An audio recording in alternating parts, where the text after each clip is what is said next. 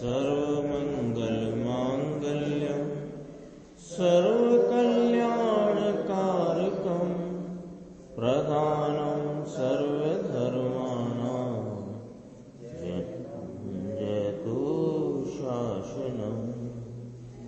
मैं नमो तीर्थनायक को, नमो ओंकार वाणी को, नमो उन कुंद प्रभु को जिन्होंने ओंकार धारण की। अहो उपकार जिनवर का, कुंद का दिव्य वाणी का, जिन कुंद ध्वनि गाता उन कहान स्वामी का। नमियूण जिणम वीरम अनंत वर्णान दंसन सहावम, भोक्ष्यामिनियम सारम केवली शुद्ध केवली भणितम।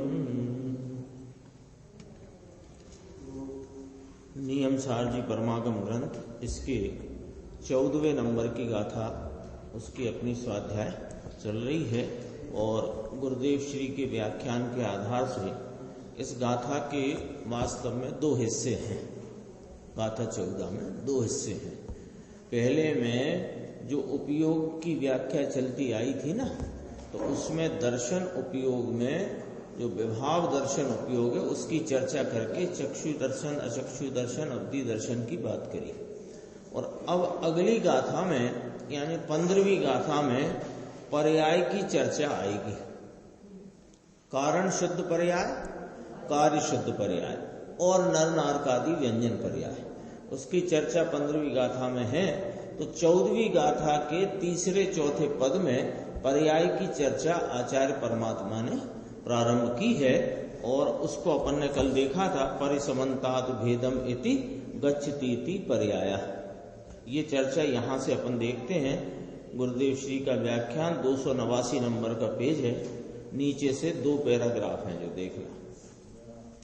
यहां पर्याय का स्वरूप कहने में आता है।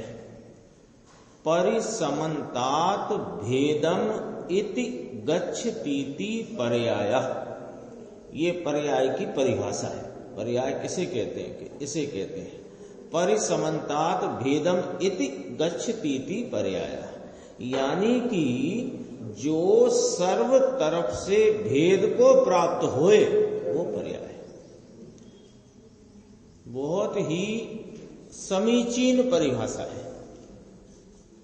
क्यों है? इसमें क्या समीचीनता है? देखिए, वस्तु है ना, वस्तु द्रव्य, तो द्रव्य तो अनादि निधन है और वह द्रव्य अनादि निधन अपने अनंत गुण स्वभाव का आश्रयभूत भाव है। तो वो द्रव्य के आश्रय से उसके अनंत स्वभाव रहे हुए हैं, तो अनंत स्वभाव स्वरूप है। इसे अपन कहें कि गुणात्मक है। वह गुणात्मक वस्तु कैसी है कि अनादि निधन है, अनादि से है और कभी जिसका नाश होगा नहीं। लेकिन वह प्रत्येक समय एक सर की नहीं है, उसमें प्रति समय एक बदलने वाला भाव है, क्योंकि वह परिणमनशीली है। और परिणमनशीलता के कारण जो बदलता हुआ भाव है वो क्या है? वो तो उसे अपन पर्याय कहते हैं। तो पर्याय क्या है? क्या हो गया है जो उसे पर्याय कह दिया? कि उसमें वह प्रत्येक समय भेद को प्राप्त होता है। भेद माने बदलना, भेद माने बदलना, भेद माने जो पहले था वो नहीं, या वह नहीं, व्यतिरेकपना, व्यतिरेकपना। तो जो सर्व तरफ से भेद को प्राप्त होए वह पर्याय है।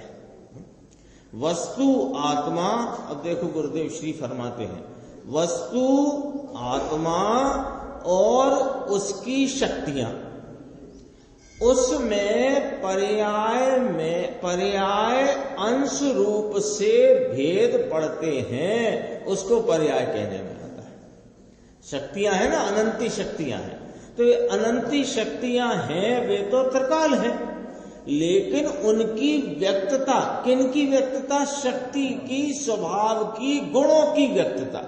तो गुणों की व्यक्तता कैसी है कि अंश अंश, प्रत्येक पर्याय में विध विध अंश, कम ज्यादा अंश, हीनाधिक अंश, अधिक अंश, कम अंश, तो वो जो अंश रूप भेद पड़ा उसको पर्याय कहने में आता है। समझ में आया? वस्तु आत्मा, उसके ज्ञान दर्शन आदि त्रिकाली गुण, उसकी एक समय की अवस्था, क्या भेद रूप पर्याय। गुण और द्रव्य त्रिकाली ये तो अभेद हुए, उसकी एक समय की पर्याय अवस्था भेद रूप, उसको पर्याय कहने में आता है। तो गुरुदेव ने कहा, बहुत 3-4 लाइन में बहुत स्पष्ट कहा है, पर इसमें गहराई बहुत है, पकड़ना है इस बात को। कैसे? अभी देखो, इसमें कहा ना कि गुण और द्रव्य त्रिकाली। द्रव्य किसे कहा? कि गुणों का आधारभूत भाव। द्रव्य कोई वस्तु, डिब्बा तो है नहीं कि जिसमें गुण धरे हैं, भरे हैं। द्रव्य माने अनंत गुण जो हैं, उनका आधारभूत भाव, उसे द्रव्य कहा। और उस आधारभूत भाव के आश्रय से, आधार से जो स्वभाव है विविध, वे गुण है, शक्ति है, स्वभाव है। अब ये स्वभाव व्यक्त होंगे कि नहीं होंगे? यदि व्यक्त ही नहीं होंगे तो कैसे स्वभाव? तो व्यक्त होंगे तो व्यक्तता का जो भेद पड़ता है, यानी व्यक्तता में स्वभाव के अंश का जो भेद पड़ता है, जो कम ज्यादा पना पड़ता है, उसको पर्याय कहते हैं। जैसे समझने के लिए, अपन सोना है अपने हाथ में, सोना है तो सोने में स्पर्श वर्ण आदि गुण है कि नहीं? 2 मुख्य लेते हैं, बाकी और भी हैं। सोना है तो उसमें स्पर्श वर्ण आदि गुण है कि नहीं? तो सोना क्या है? पहले यहां से चलें। सोना क्या है? कि स्पर्श वर्ण आदि गुणों का आश्रयभूत जो भाव है, वो सोना है। क्योंकि सोना कोई अलहदा है और उसके स्पर्श वर्ण गुण अलग हैं, ऐसा तो है नहीं। और ये सोना है तो उसमें उसका स्वभाव है, स्पर्श वर्ण आदि। तो सोना द्रव्य, स्पर्श वर्ण उसके गुण, ये द्रव्य और गुण तो सदा काल यों के यों ही है। तो इसमें कोई भेद पड़ता ही नहीं। स्पर्श गुण पलट करके वर्ण गुण नहीं हो जाता, और वर्ण गुण पलट करके स्पर्श नहीं हो जाता, और इन सब का आश्रयभूत सोना नामक द्रव्य वो गुण नहीं हो जाता। इस प्रकार देखा जाए तो सोना नामक द्रव्य, स्पर्श वर्ण उसके गुण। अब ये जो स्पर्श और वर्ण नाम के गुण हैं, ये व्यक्त है कि नहीं है? व्यक्त है ना। तो व्यक्त है तो पीले पने से उसका वर्ण गुण व्यक्त है। तो कोई समय पीले पने की अधिकता, कोई समय और अधिकता, कोई समय और अधिकता, कोई समय पीले पने की हीनता, ये हो रहा है कि नहीं हो रहा पर्याय में? तो पर्याय में ये जो हो रहा है, ये उसमें ये भेद को प्राप्त हो रहा है, ये फर्क आ रहा है ना। तो ये भेद को प्राप्त हो रहा है, तो जो भेद को प्राप्त होता है उसे पर्याय कहते हैं, और जो भेद को प्राप्त नहीं होता और शक्ति स्वरूप स्वभाव है उसे गुण कहते हैं, और इन सब गुणों का आश्रयभूत जो है उसे द्रव्य कहते हैं। क्या? हाँ तो कोई दिक्कत नहीं है ना। गुणों के परिणमन को पर्याय कहते हैं, ये बात पहली लाइन में लिखो, पहली लाइन में ये लिखो। लेकिन गुणों का परिणमन क्या, आगे तो चलेगी कि नहीं बात की तह तक जाना है कि नहीं? अपना काम इससे चल गया कि गुणों के परिणमन को पर्याय कहते हैं, इससे इतना काम तो चल गया कि आपको पर्याय की परिभाषा याद हो गई। लेकिन पर्याय माने क्या? जब कहा कि पर्याय से भिन्न है ये द्रव्य स्वभाव और पर्याय से अभिन्न है ये द्रव्य वस्तु, पर्याय से रहित कभी होती नहीं और पर्याय सहित ये दृष्टि का विषय कभी है नहीं। जब ये विषय सामने आता है तो फिर हम सब भूल जाते, फिर गड़बड़ होने लगती है, कौन पर्याय, कौन साथ में, कौन नहीं साथ में। तो ये जो पर्याय सहित का प्रमाण स्वरूप द्रव्य है, उसमें से पर्याय रहित का दृष्टि का विषय कैसे प्राप्त होए कि पर्याय का भी तो स्वरूप ख्याल में होए। तो पर्याय का क्या स्वरूप है कि यद्यपि ये बात अपने प्राथमिक तौर पर बराबर है कि गुणों के परिणमन को, कार्य को पर्याय कहते हैं, तो गुणों का कार्य है किस प्रकार? कि गुणों का कार्य इस प्रकार है कि प्रति समय वह गुण भेद को प्राप्त होता है, उसे पर्याय कहते हैं। गुणों के कार्य को पर्याय कहा ना, तो गुणों का कार्य किस प्रकार है कि गुण जब भेद को प्राप्त होता है, यही उसका कार्य है और इसी का नाम पर्याय है। तो पर्याय की व्याख्या क्या निकल करके आई?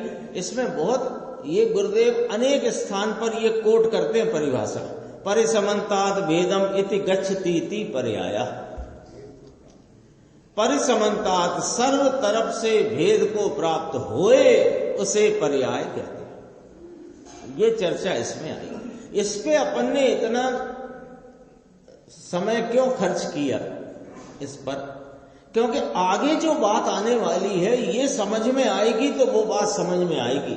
जो 6 गुणी हानि वृद्धि की बात है ना, वो तब समझ में आएगी जब ये समझ में आ जाए कि पर्याय वो जो भेद को प्राप्त होता है उसे पर्याय कहते हैं, पर भेद को प्राप्त हो कौन रहा है? कि गुणों की व्यक्तता का जो भाव है, भाई साहब ने पूछा ना, तो उसमें से ही जवाब आ गया ना उसकी खुलासा में कि जो गुण है, शक्ति है, स्वभाव है, उसकी व्यक्तता में जो भेद पड़ रहा है उसका नाम पर्याय। तो पर्याय क्या सिद्ध हुई कि गुणों की, शक्ति की अथवा स्वभाव की। अपन 3 शब्द ना बोलकर उसे शक्ति या गुण कहते हैं, चलो शक्ति कहते हैं। तो वस्तु की शक्तियों की जो प्रगटता के अंश भेद हैं उसका नाम पर्याय है। तो पर्याय क्या सिद्ध हुई कि शक्ति की व्यक्तता के, तो जो व्यक्तता में शक्ति के अंश भेद हैं वो पर्याय है। जैसे अपन बात कर रहे थे, सोना नामक द्रव्य है और स्पर्श वर्ण उसके गुण हैं। अब ये पीलापन क्या है? क्या है पीलापन? कि वर्ण गुण का व्यक्तता का भेद है। वर्ण गुण की व्यक्तता का भेद हुआ कि नहीं पीलापन?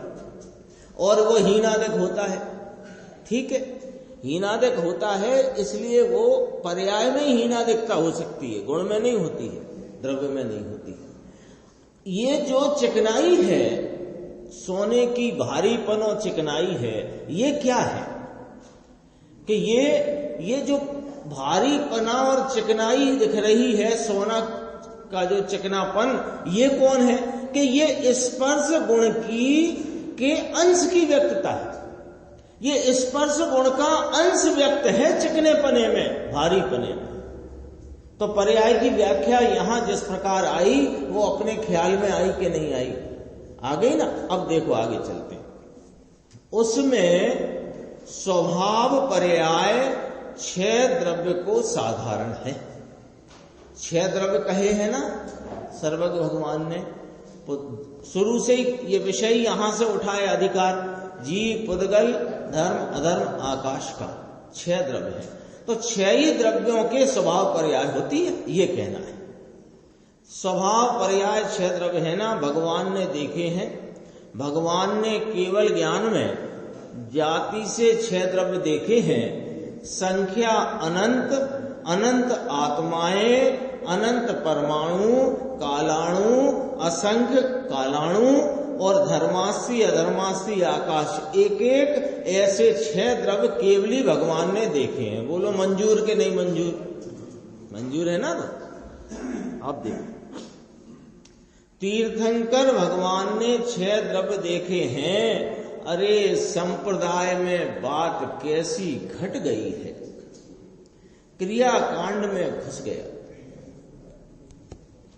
ये 6 द्रव्य की बात भी भाई साहब अपन लोगों के बीच ही चल रही है, नहीं तो कौन 6 द्रव्य की बात करता है?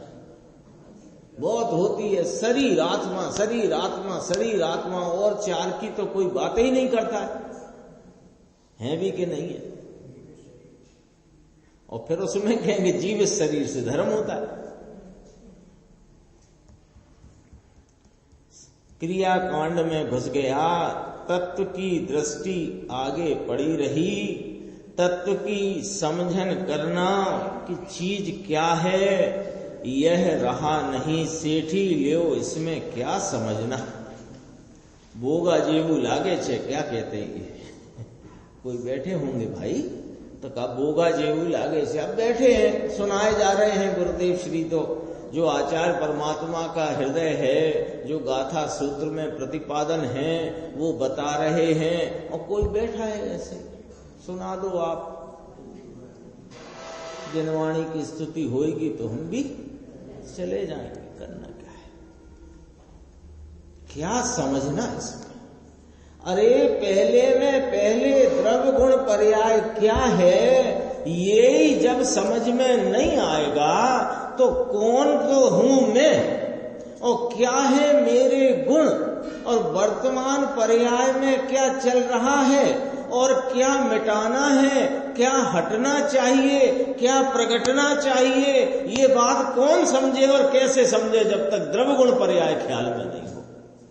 और यह बात यहाँ कह देने में मुझे कोई आपत्ति नहीं है कि वह जो सिद्धांत प्रवेशिका में जो एक पन्ने में छोटी सी पुस्तक 4 इंच की, उसमें एक पन्ने में ये सब समझा दिया है, यानी बता दिया है, इंगित कर दिया है, वो इशारा कर दिया है।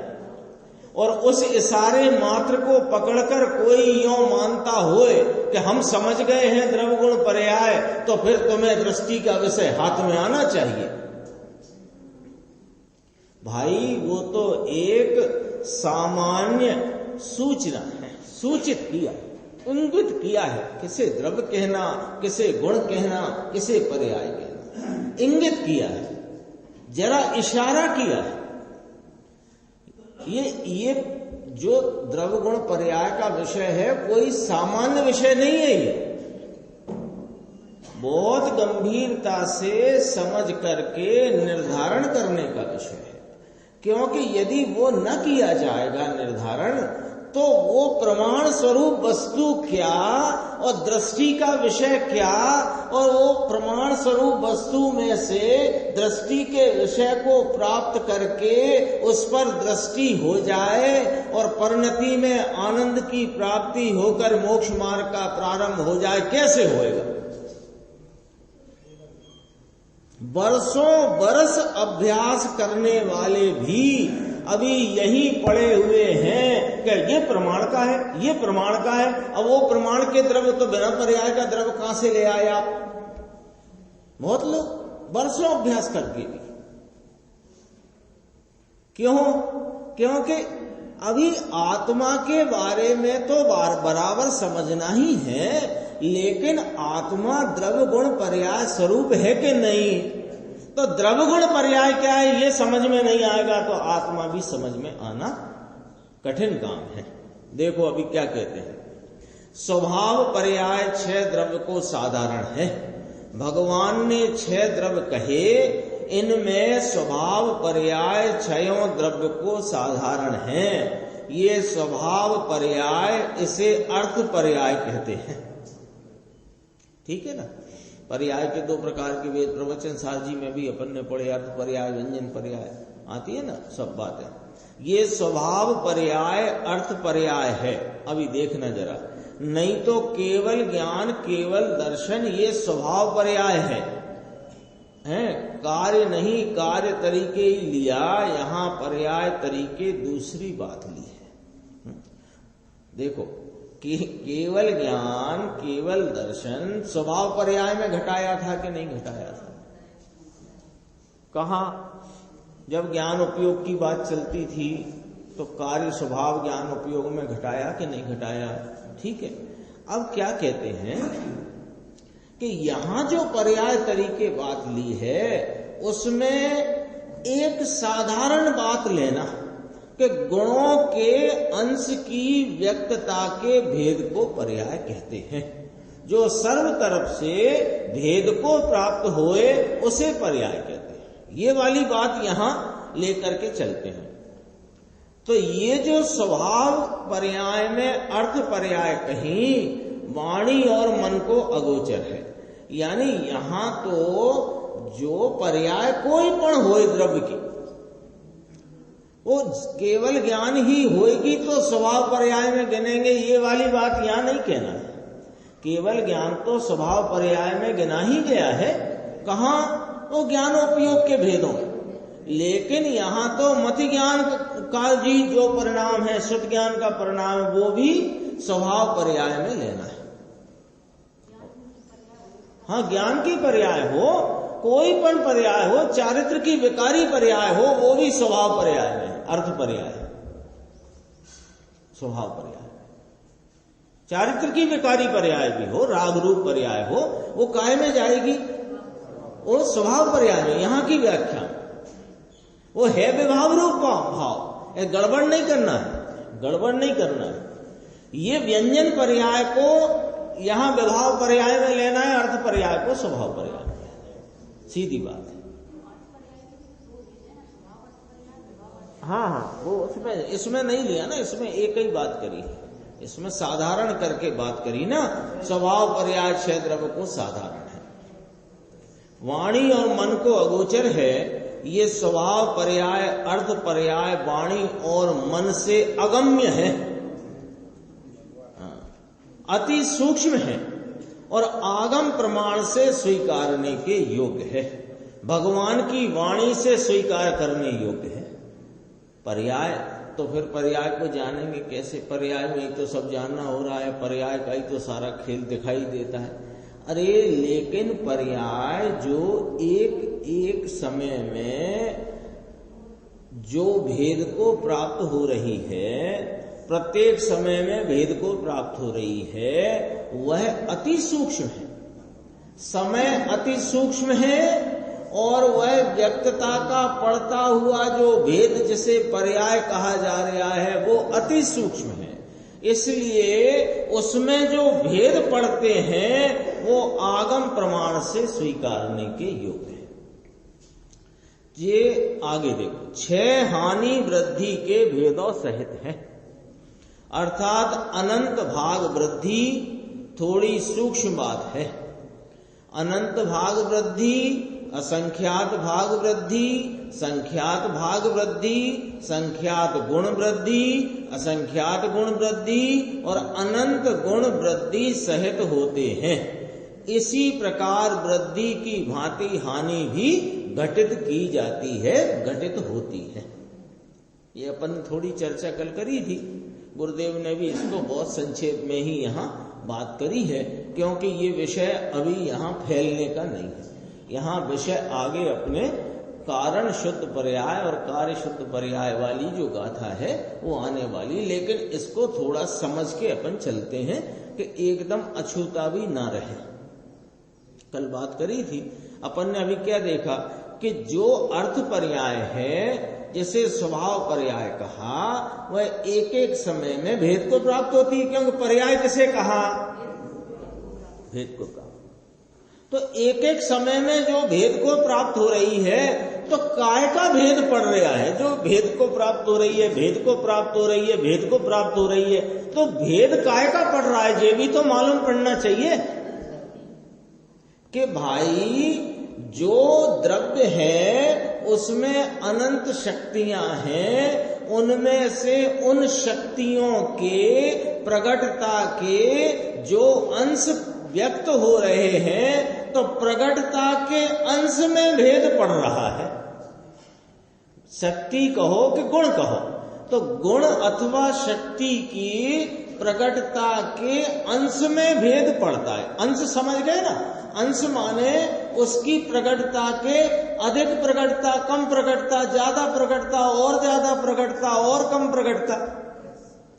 तो उसके अंश की शक्तियों के, गुणों की प्रगटता के अंश के भेद, उनको पर्याय कहा। तो ये अंश के भेद की कोई मर्यादा है कि नहीं है साहब? कि ऐसे ही चला जाता है मामला? केवली परमात्मा ने तीन लोक के अनंत द्रव्य देखे हैं, उनके गुण देखे हैं, उनकी पर्यायें देखी हैं, तो उन पर्यायों में जो अंश भेद पड़ते हैं, उन अंश भेदों में कोई मर्यादा है कि बेमर्यादा ही है व्यवस्था? कि मर्यादा है। कैसी मर्यादा है?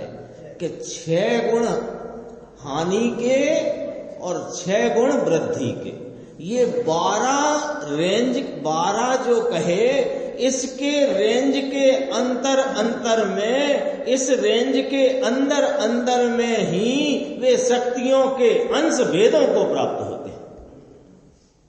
तो वे 6 वृद्धि के गिनाए, यहां देख लो, अपन ने गिने थे। अनंत भाग वृद्धि है ना, ये सबसे कम।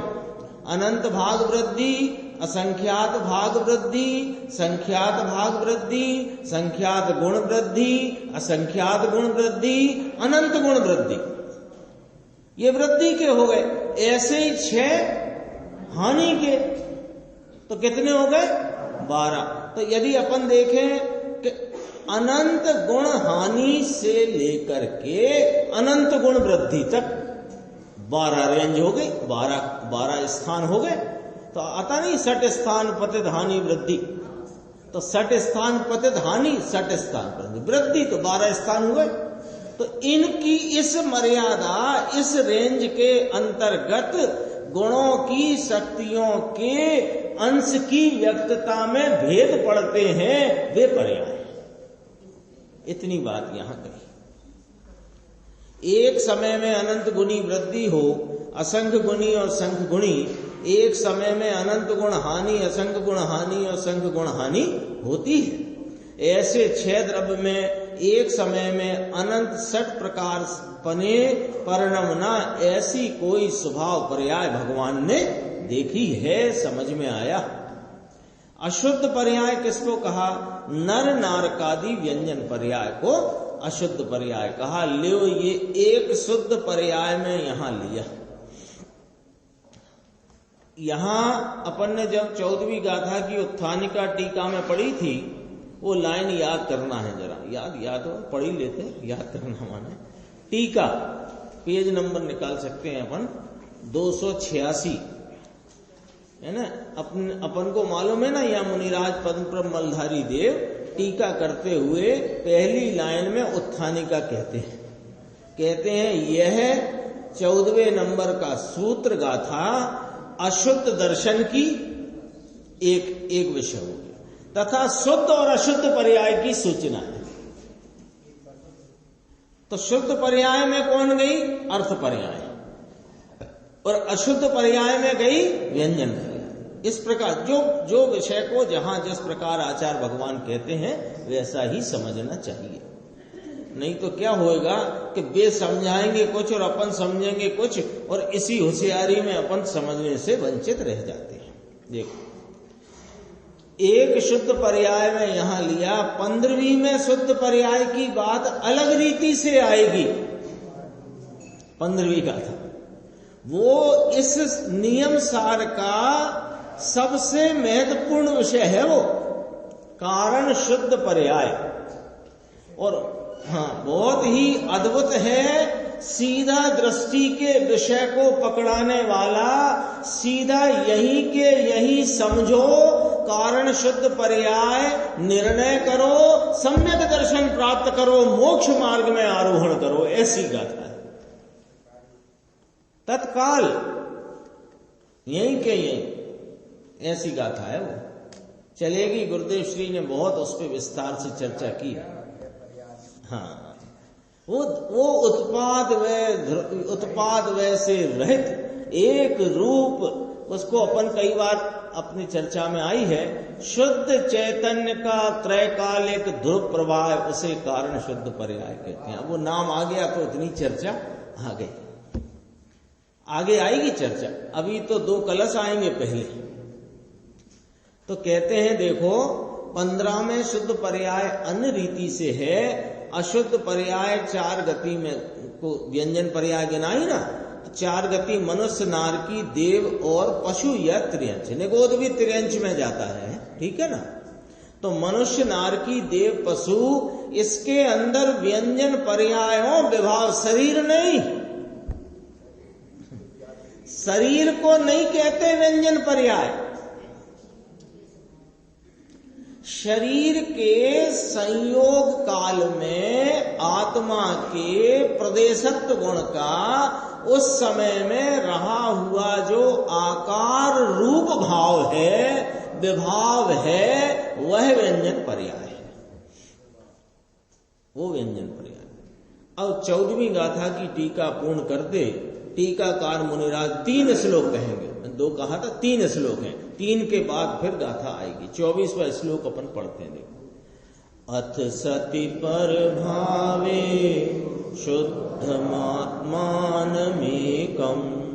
सहज गुण मणि नामाकरं पूर्ण बोधम भजति निशित बुद्धि पुमान शुद्ध दृष्टि सभवति पर श्री कामनी काम रूपा। पर भाव होते होने पर भी सहज गुण मणि की खान रूप और पूर्ण ज्ञान वाला शुद्ध आत्मा को, एक को, देखो इधर से, अब जरा उल्टे चलना। एक को, एक कौन? शुद्ध आत्मा। एक को शुद्ध आत्मा को कौन है? वह पूर्ण ज्ञान वाला है, ज्ञान स्वरूप है, परिपूर्ण ज्ञान स्वरूप है, एक है शुद्धात्मा। वह पूर्ण ज्ञान स्वरूप कैसा है कि सहज गुण मणि की खान रूप है। मणियों की खान, मणि तो समझते ही, रत्नों से मणि कहते हैं। और कोई खान मिल गई किसी को, पट्टे पे मिल जाए ना, पट्टे पे, तो खान मिल गई पट्टे पे, किसकी? हीरे की, माणिक की, रत्नों की। तो अब क्या क्या है, उसका भाव क्या है कि वो ये नहीं कहता ये मेरी मुट्ठी में हीरे हैं, ये देख लो साहब, ये इतने हीरे हैं मेरी मुट्ठी में, देखो, और अलमारी भरी है, ये भी नहीं कहता। खान है, खान, जिसमें से अनेकों हीरे निकले, अनेकों मणियां निकले और कभी खत्म ना हो, निकलना बंद नहीं। खान का अर्थ पकड़ना है। खान क्यों शब्द डाला मुनिराज ने? सहज गुण मणि की खान रूप है। अब इधर से चलते हैं अपन। सहज गुण मणि की खान रूप, यह परिपूर्ण ज्ञायक स्वरूप शुद्ध आत्मा, यह एक, इस एक को जो आगे का रह गया, पर भाव होते होने पर भी, पर भाव होवा छता। पर भाव में यहां लेना गुरुदेव श्री कहते हैं विभाव पर्याय, राग आदि की बात नहीं करी, विभाव पर्याय। मत शुद्ध ज्ञान आदि की विभाव पर्याय होने पर भी ये तो उपयोग की सब पर्याय गिनाई ना, वो सब प्रभाव में लिया।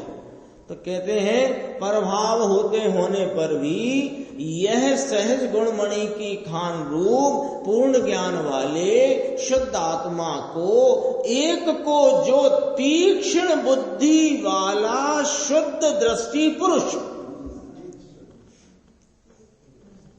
पुरुष को दो विशेषण, पुरुष माने आत्मा,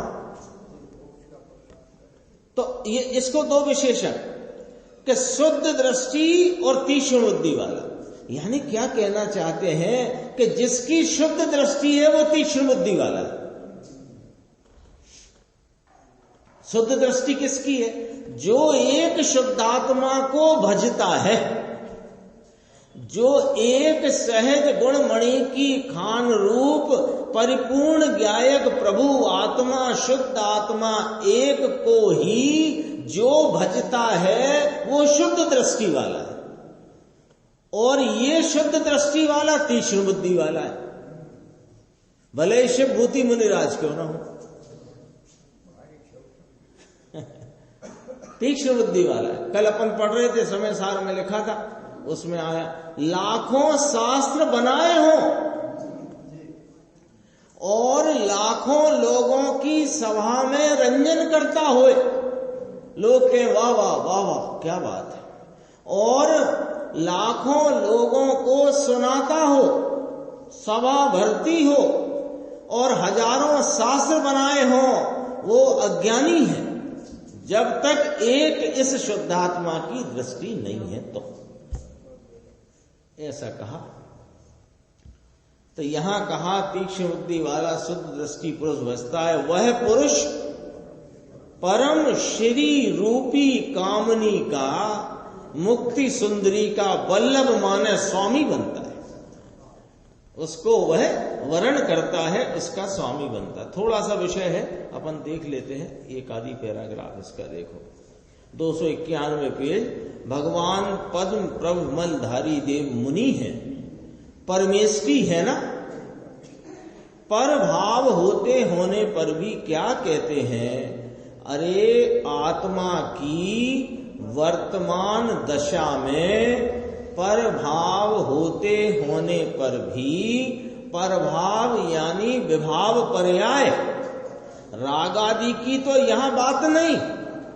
ये गुरुदेव के व्याख्यान में अपने को दिशा मिलती है कि आचार्य परमात्मा कहना क्या चाहते हैं। लिखा है ना, राग आदि की तो यहां बात नहीं, यहां तो ज्ञान दर्शन की अपेक्षा से तो प्रभाव लिया।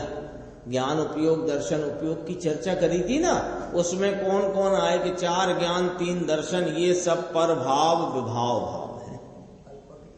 हाँ, यद्यपि या तो केवल ज्ञान को भी प्रभाव कह दिया है, समझना ये पॉइंट जरा। 4 ज्ञान मति श्रुत अवधि मन पर्याय, और दर्शन में चक्षु अचक्षु अवधि दर्शन आ गए ना, ये सब प्रभाव विभाव कहे। और यद्यपि कि इस परिभाषा से देखा जाए तो केवल ज्ञान भी प्रभाव विभाव है।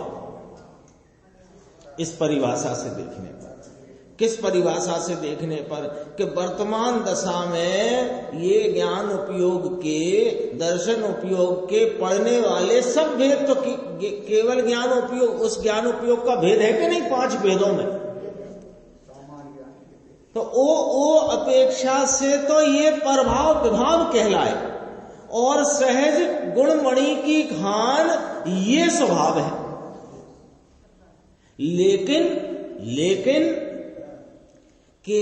लेकिन यहां साधक को तो केवल ज्ञान है नहीं, और सहज गुणमणि की खान को कौन भज रहा है? साधक। एक शुद्धात्मा को गुण स्वरूप, पूर्ण ज्ञान स्वरूप, सहज गुणमणि की खान स्वरूप इस आत्मा को कौन भज रहा है? साधक। और साधक को केवल ज्ञान तो है नहीं, इसलिए इसकी बात यहां लागू पड़ती नहीं। क्या कहते हैं? आत्मा उसकी वर्तमान दशा में 4 ज्ञान विभाव और 3 दर्शन विभाव होने पर भी राग देश होना ये तो ठीक, कारण कि ये तो विकल्प है, इसको तो दूर ही रखो। वर्तमान दशा में राग देश होने पर भी, अरे उसकी बात क्या करते हो? यहां तो बात ये चलती है कि वो मत शुद्ध ज्ञान, भाव शुद्ध ज्ञान, सम्यक ज्ञान आदि, उसको यहां पर भाव कहा जाता है। ऐसा होने पर भी भगवान आत्मा अंदर कैसा है कि सहज गुणमणि की खान रूप है। स्वाभाविक सहज गुणमणि की खान, सहज गुणमणि की खान रूप आत्मा है। अनंत अनंत ज्ञान आनंद इसमें से निकालो तो भी उसमें खूटे नहीं, कभी कम पड़ता नहीं। इसको खान कहते हैं। खान शब्द है तो उसका अर्थ ये है। ऐसे भगवान आत्मा में शक्ति पड़ी है, ऐसे आत्मा का महात्म इसको आता नहीं है। और बाहर का आता है, विकल्प का आता है, निमित्त का आता है, और एक समय की पर्याय का महात्मा आता है। इसको कितनी बात कह दी इतनी सी बात में, भाई जी कितनी गंभीर बात कह दी। इसको निमित्त का महात्मा आता है, देव गुरु शास्त्र का महात्मा तो आता है, और उनके प्रति भक्ति के, बहुमान के और व्रतादि के विकल्पों का तो इसको महात्मा आता है। और इसको एक समय की पर्याय, सम्यक दर्शन, सम्यक ज्ञान, सम्यक चारित्र, केवल ज्ञान आदि, मोक्ष आदि एक समय की पर्याय का महात्मा तो आता है, लेकिन इस सहज गुणमणि की खान का महात्मा नहीं आता, जिसमें से ऐसी अनंती केवल ज्ञान की पर्यायें साधी अनंत काल तक निकलती रहे, निकलती रहे, निकलती रहे और कभी खत्म ही न हो। ऐसा यह हाजरा हुजूर अपना ज्ञायक तत्व विराजमान है, इसका महात्म नहीं आता है। ये कहना इतनी सी लाइन।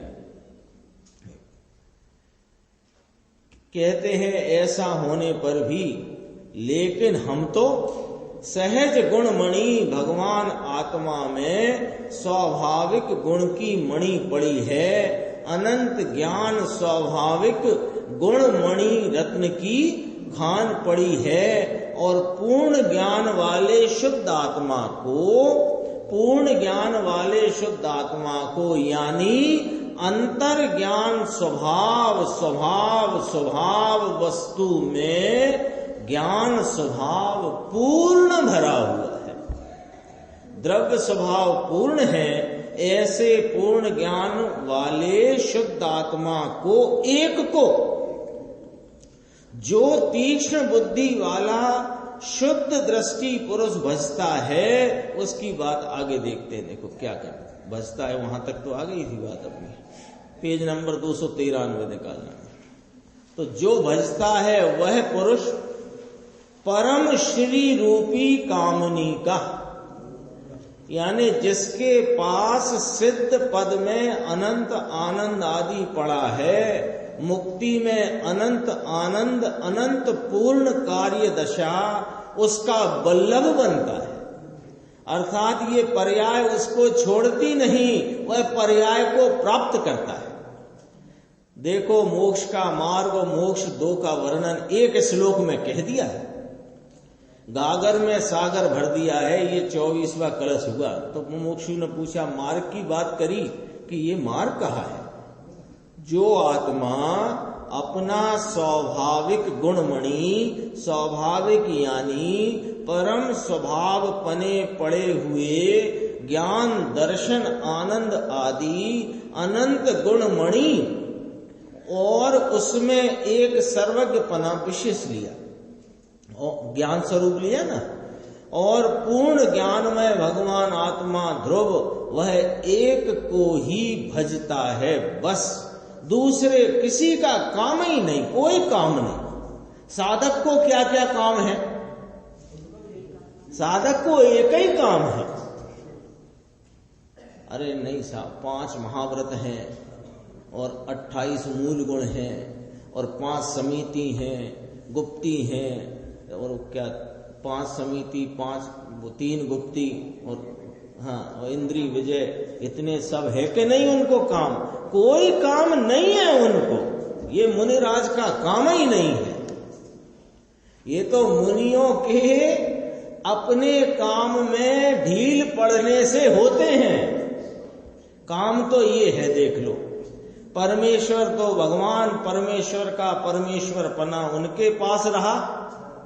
भगवान परमेश्वर को भजने जाओगे भाई साहब तो राग उत्पन्न होएगा, हमसे मत फिर मत कहना। ये कहते शैली ऐसी ली, देखो समझ में आया? नमो अरिहंताणम, नमो अरिहंताणम। पंडित जी, परमेश्वर को भजने जाओगे तो विकल्प उत्पन्न होगा, हाथ कुछ आएगा नहीं। ये अपने 24वां कलश पूरा होता है, आगे अपने 25वें कलश की स्वाध्याय चलेगी।